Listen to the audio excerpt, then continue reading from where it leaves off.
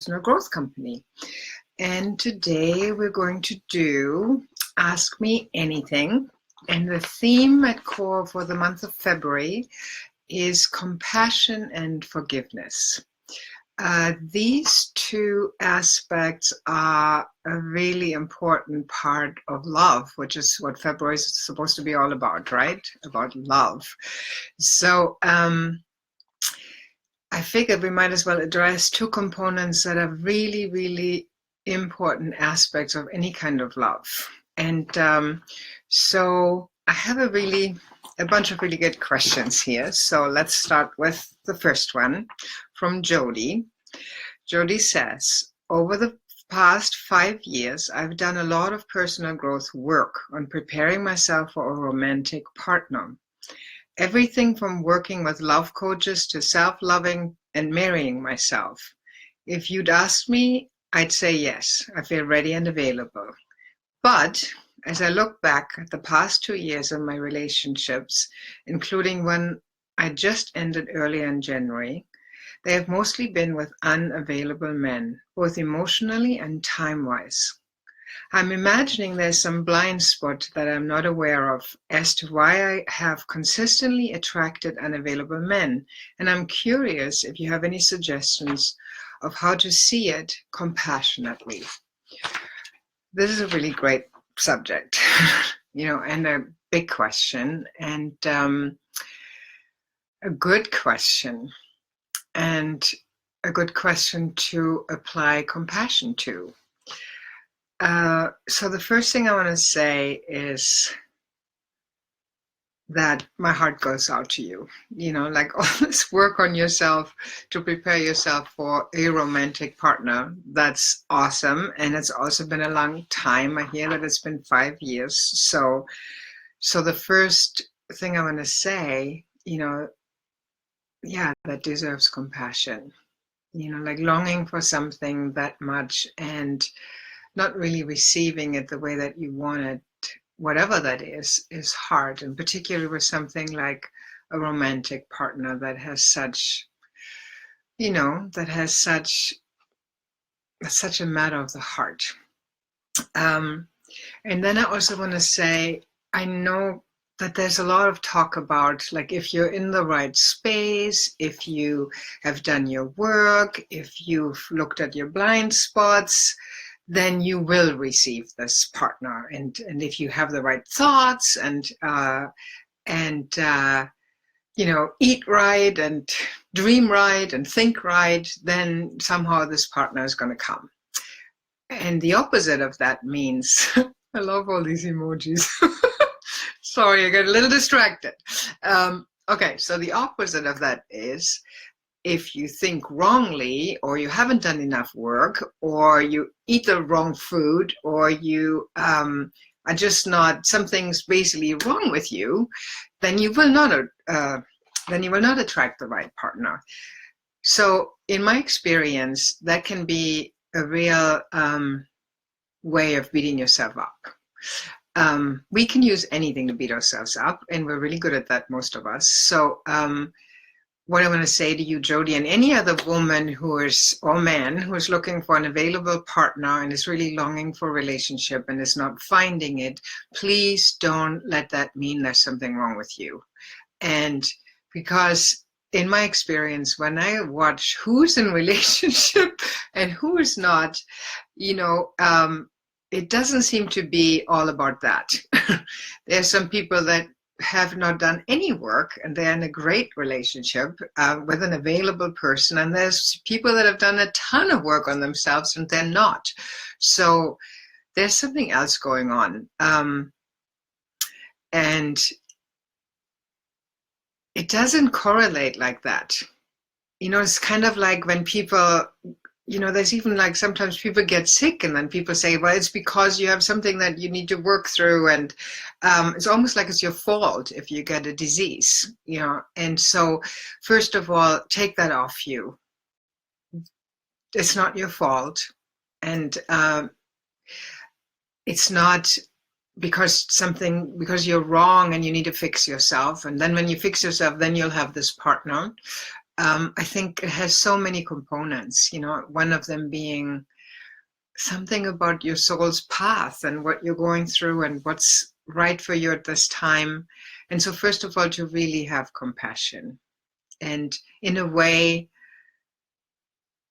you can just stop fixing yourself about this, you know? And the other point, and now I want to read this last piece that you wrote, which was really interesting to me. You wrote, the good news is that I have recognized these patterns and have a new agreement mantra with myself that I will only date men who are available, interested in me, and I am interested in them. So now we're getting somewhere. So even though we want to have compassion, the other aspect of the path is truth, right? So compassion and truth go hand in hand. If you only have compassion, you get too mushy and too kind of enabling. And if you only have truth, it's too harsh, yeah, and brutal sometimes. So the combination of truth and compassion is one of the core principles of core, like we always are about both. So if the truth is, which I'm kind of reading between the lines here with you, that you have been available for unavailable men, and you're kind of, it's almost like that those have been the kind of men that you've been with, and you've been sexual with them, and you've been engaging with them, even though you knew they weren't available. Now that's something else, and I'm really happy about your resolution not to do that anymore. So I would say, and this is my personal opinion, and I know it's very unpopular these days, but that if you want a relationship, if you really want a committed relationship, don't be available to unavailable men. And you can pretty much smell it, or unavailable women for that matter, if you're a man listening to this. Like there's something you can tell if a person is looking for a real committed relationship, or if they just want to have sex and they just want to have fun with you. Yeah. Now, you can tell. And if you're not sure, you can ask. And I would say, protect yourself from that, just being available for sex and, casual relating like that. If what you're looking for is a committed relationship, sometimes that means wait. Yeah. Wait more time.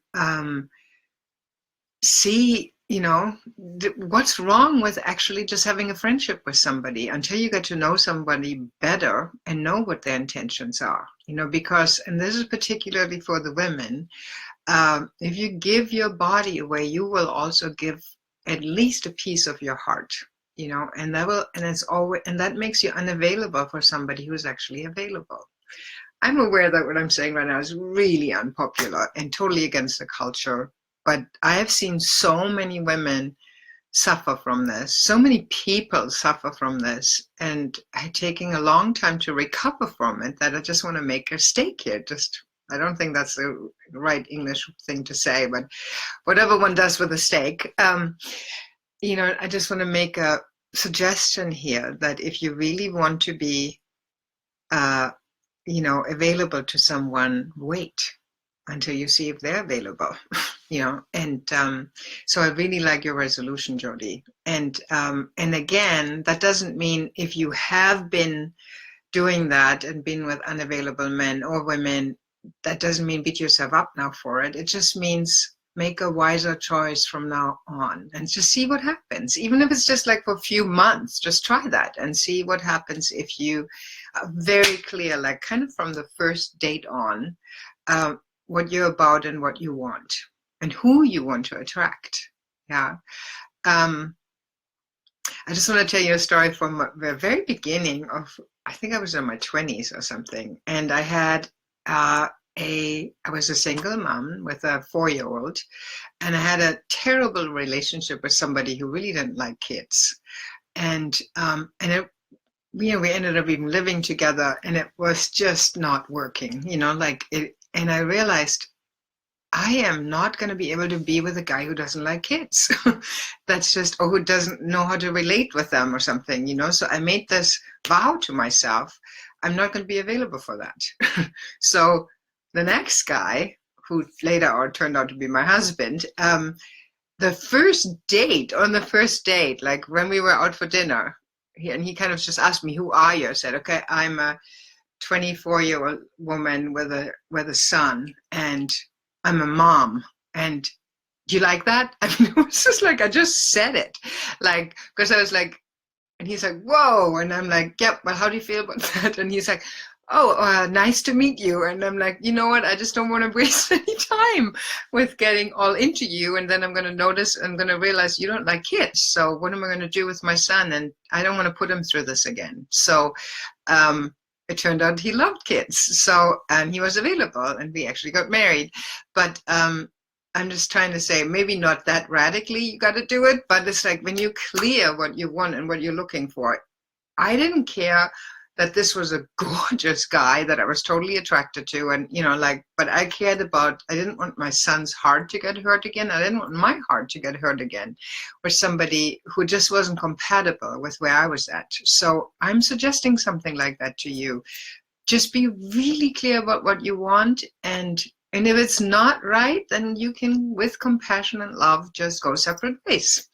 So that was a long answer to your question, but it's kind of something that's on my heart a lot, because I've seen so many people get hurt and then beat themselves up for it, which just goes into the cycle that they feel then, well, I better take a few crumbs, even if he just wants to sleep with me. It's better, maybe he will fall in love with me afterwards. And if I just kind of be available long enough, that usually doesn't work out. So there you have it, ladies and gentlemen. And let me see if I have any other questions here. Let me see, I have a few questions. Which one?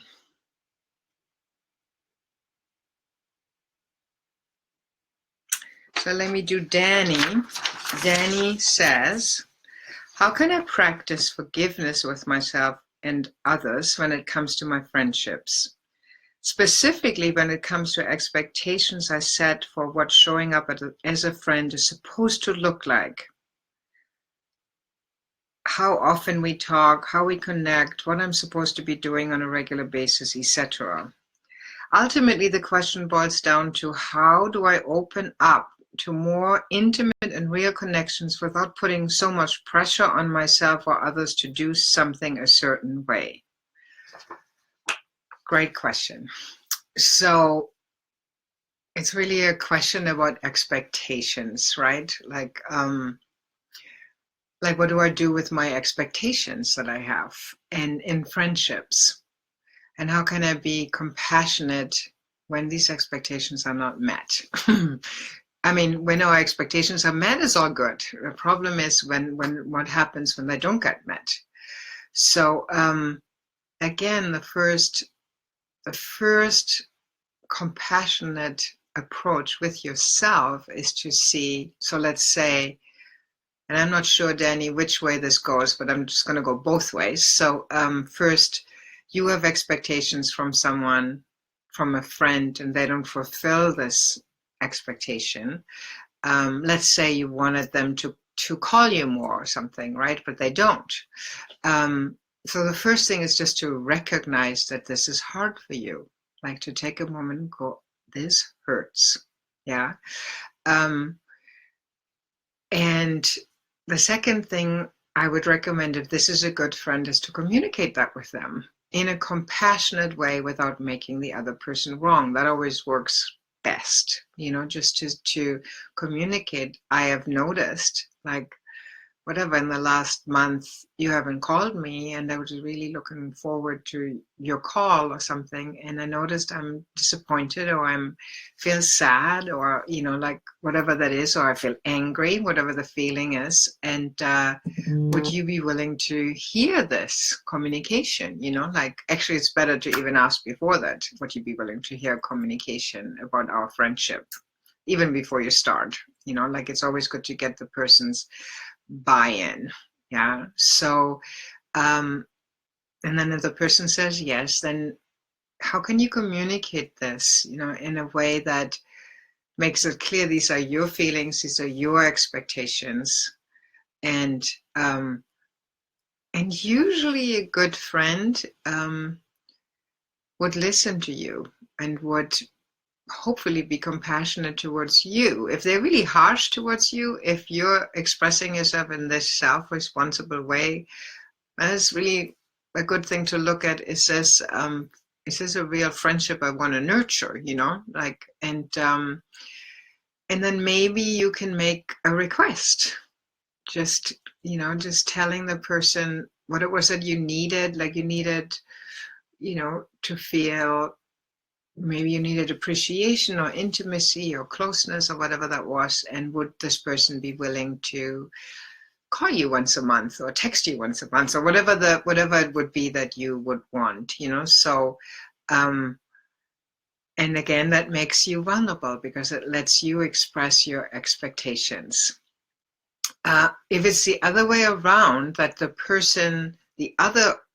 you have high expectations of yourself as a friend and you don't fulfill them, and I know that one really well, then it's also, again, it's first of all to see this is hard for, like, let's say that would be me and I have these expectations. I'm just thinking, like, I would like to be a better godmother, for example, right? Like, I have godchildren that I would like to see much more often than I see them, but I'm so busy. And so when I have this conversation coming up in my mind, I would go, okay, this is hard. This is like, I have this desire and this expectation of myself and I'm not fulfilling it, and just to give myself compassion, first of all, and then secondly, seeing now, can I change something about the situation? Like, can I show up more? Because the worst thing you can do is beat yourself up for something and then not do anything about it. So it just keeps going. You just keep beating yourself up and nothing actually ever changes. Like, please don't do that ever to yourself. So is there something, maybe I can't see my godson the next 2 months or something, but can I set something up for 2 months from now? Just to set it up, to put it in the place, and can I communicate something? Do I need to communicate something to this person that I feel like I have higher expectations? Like, actually, maybe, just to have a conversation often is so great. We keep so much in our head and try to work this out inside of ourselves, and often just to talk to the person makes everything better. So that's what I would recommend. Yeah, I hope that's helpful, Danny. Let me see if there's any more questions. Here's another question that I really liked, from someone anonymous. How can I be with another person's pain that I caused without spiraling into my own shame cycle? I want to be with this person and understand their pain. I want them to get how sorry I am that I hurt them without dying under the weight of the shame. That is a great question. And I'm sure everybody can relate. I'm sure that we've all done something that we're not proud of to someone.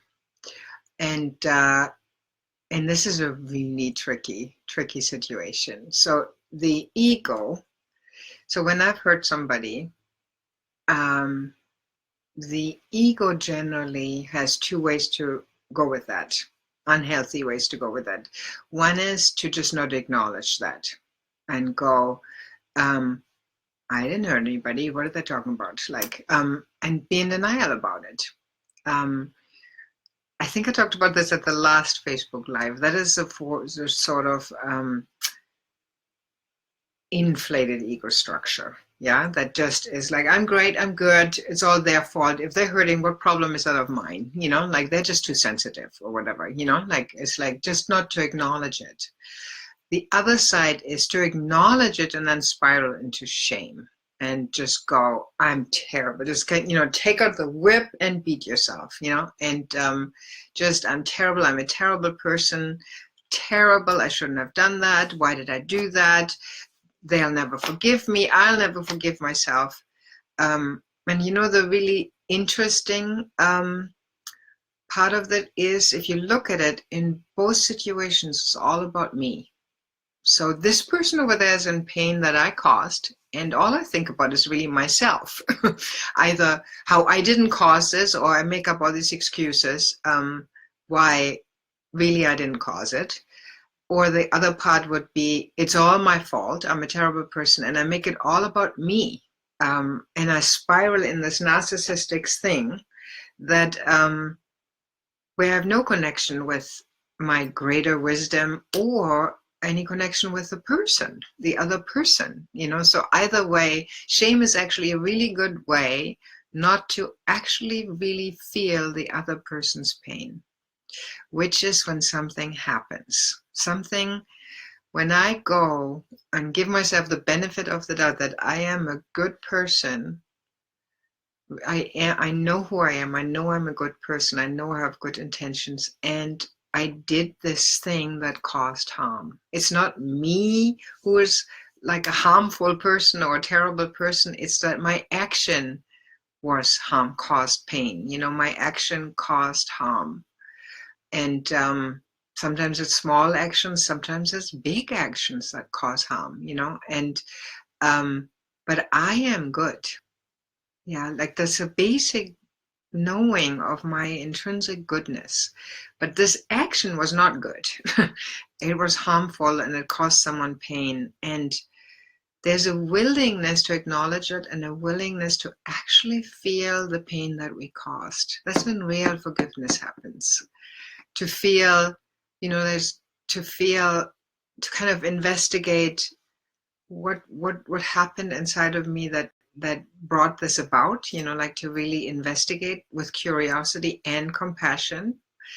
And then also the second step, to actually put myself in the other person's shoes and feel their pain, like what they might be feeling, without drowning in it and without making it about me, which is a very, very, very difficult task, you know, especially if the other person is really angry.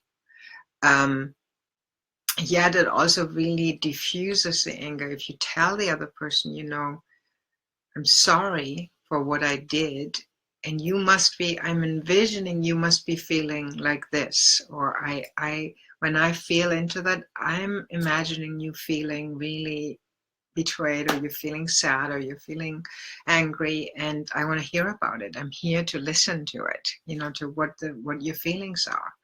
Now that is the path in the middle between these two ego structures, right? It's like owning what we did, what we contributed, including really investigating, why did I do this and what was going on for me, you know, like that this happened, with curiosity and compassion, and then also allowing myself to feel the impact that that had on the other person, and to actually feel it, like to actually willing, I share in your pain. I want to share in the pain that I caused. Yeah, not as a masochistic act or something, but as an act of love, as an act of generosity, which means I got to come out of my self-absorption and my belief how terrible I am, you know, to a greater compassion that we both are good people, and I out of my unconsciousness, out of something that I'm investigating, that I'm curious about, that I want to look at. There's a reason why I did what I did, and I'm looking at this, right? Because I'd like to not repeat that again. But out of love for you, I'm engaging in your pain too. So that's a radically different approach. It's like, it takes a lot of maturity, but that's when real forgiveness happens. That's when you forgive yourself. And that's also when it's easier to ask for forgiveness from the other person.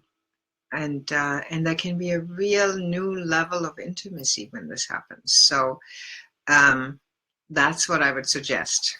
If any listener here has caused any harm to someone, please don't drown in beating yourself up, which is a very human tendency. And then please also don't just sweep over it, and investigate what happened. Yeah, so because you will see something was hurting inside of you that caused the hurt, and that something needs attention. And when you tend to that, real forgiveness and letting go and actual learning, deep learning between you and hopefully the other person can happen. More beautiful emoji. Sorry, guys. All right. Hello, everybody. Hello. I'm happy you relate to this question. Hi, Alex. All right. Let's see what else we've got here.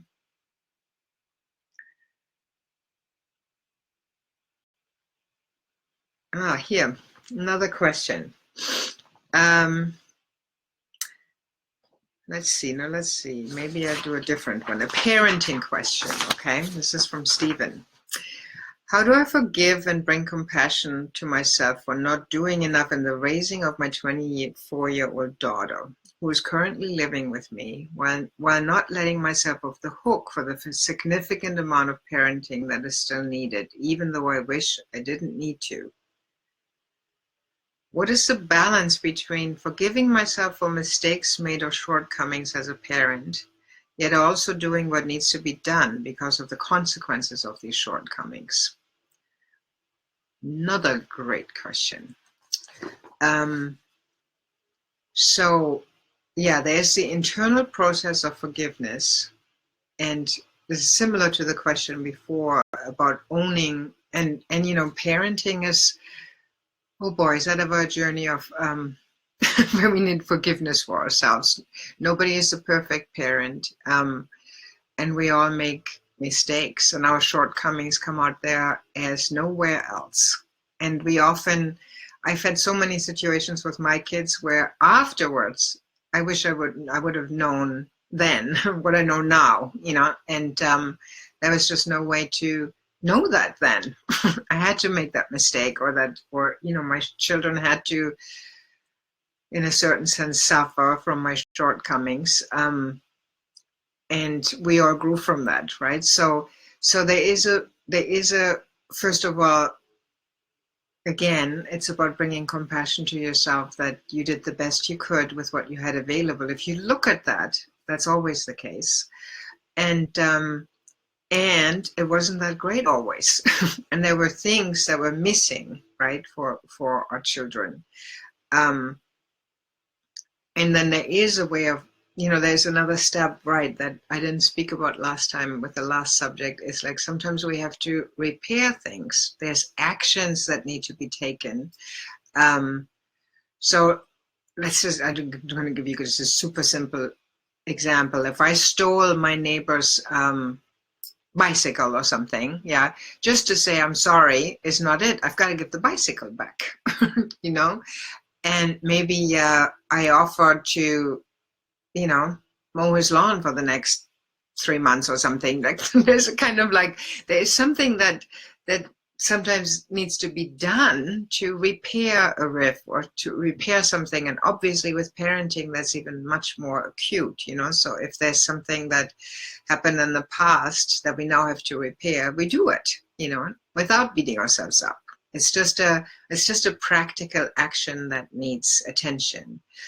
Now, I don't know the situation here well enough to know exactly what needs to be done, and probably in a situation like this where the child is already that old, it would be really good to get outside help, to see what is my part and what is her part, because she is an adult. Yeah. So what is the part needed from my side as a parent, and what is the part needed? How does she now need to show up, no matter what I didn't do? Like she's now old enough to show up.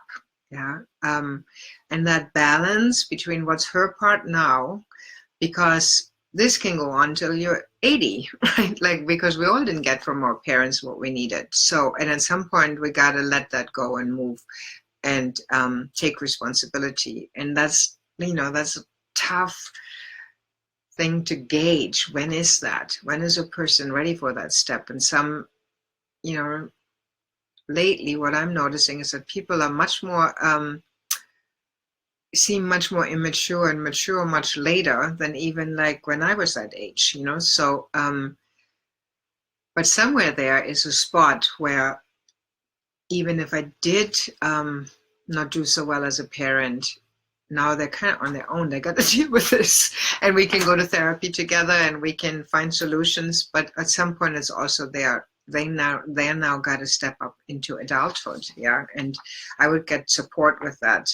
There's great family therapists and organizations that help families figure this out. And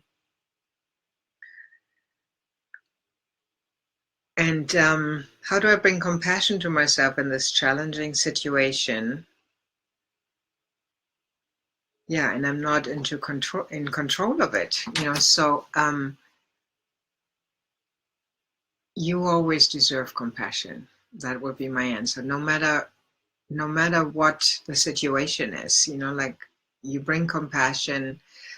It can be almost a daily practice, because just to be a human being deserves compassion, right? And compassion and then action don't exclude each other. There can be a self-compassion practice, and then there can also be action. Actually, often they go hand in hand. Yeah.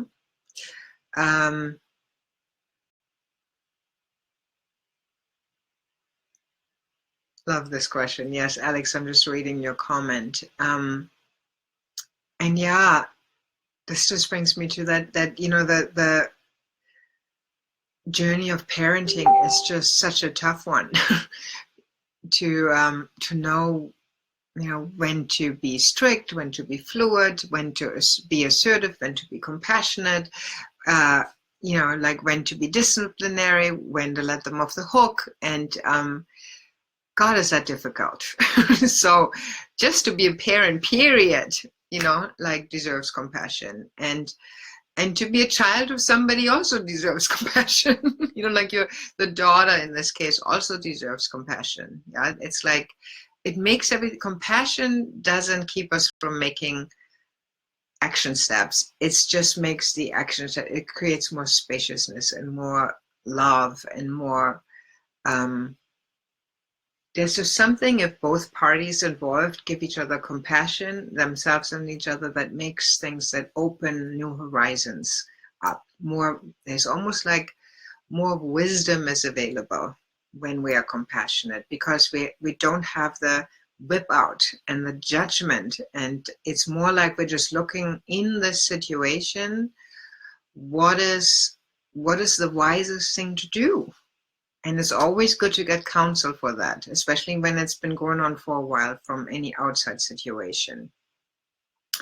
So let's see, what time is it now? I think we're getting to an end, unless there's something. I'm going to do one more question from Frida, because it's kind of also a cool question, a quick answer to this. My question would be, sometimes I encounter folks who rub me the wrong way, irritate me, or repel me.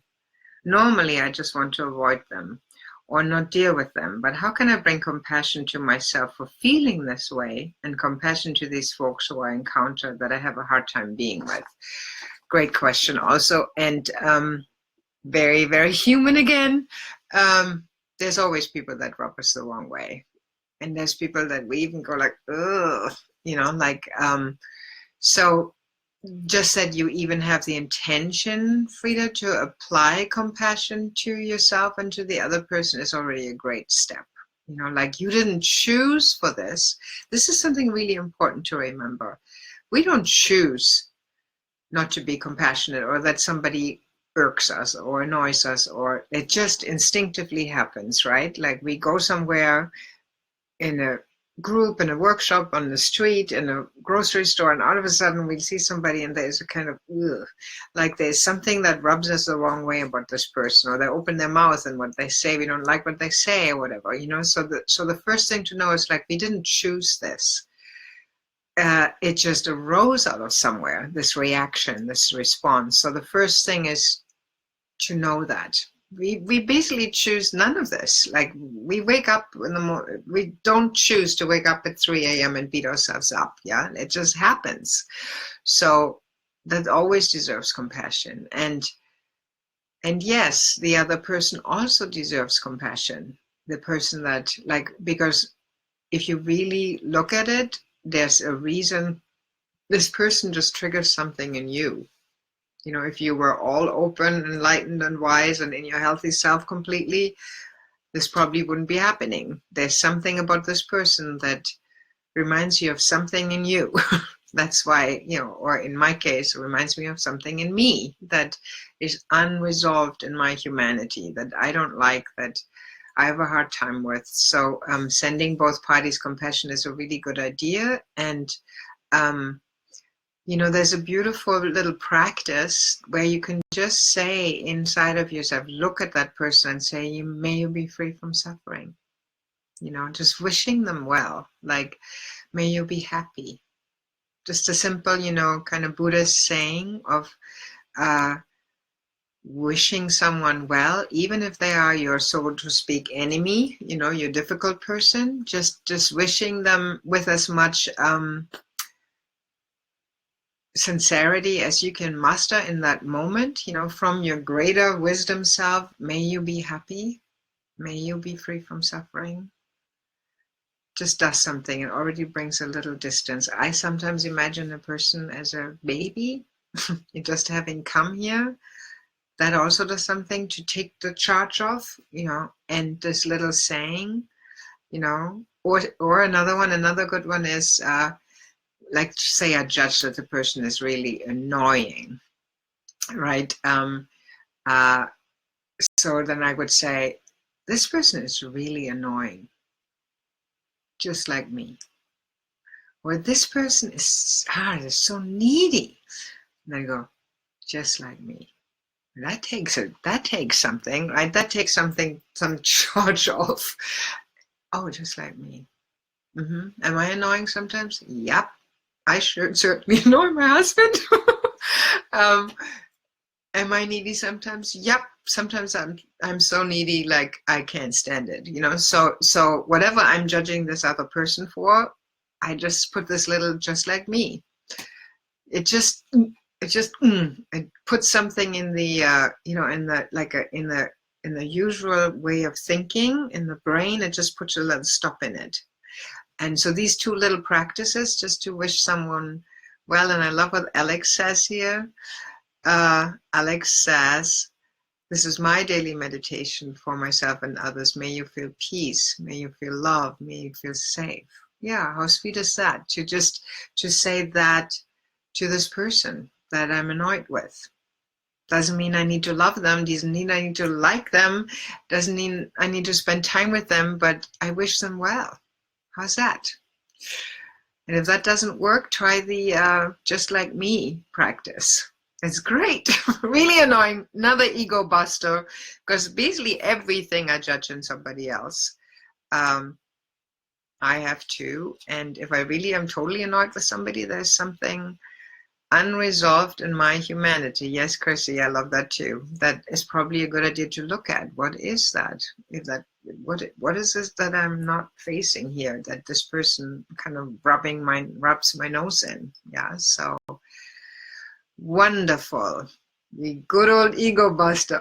Gotta love it. That's what we're all about at core, is ego busting, really. Like, because the ego keeps us so small and so contained and so narrow-minded, and away from a broader compassion and a broader forgiveness and a broader love that is so available when there's some relaxation around our ego fixations. Yeah, when there's some kind of compassion, some relaxation, some disidentification from what we usually hold so true. Yeah. So that's it, lovies. Thank you for being on this Facebook Live, and I hope this was helpful. Bye-bye. Bye, everybody.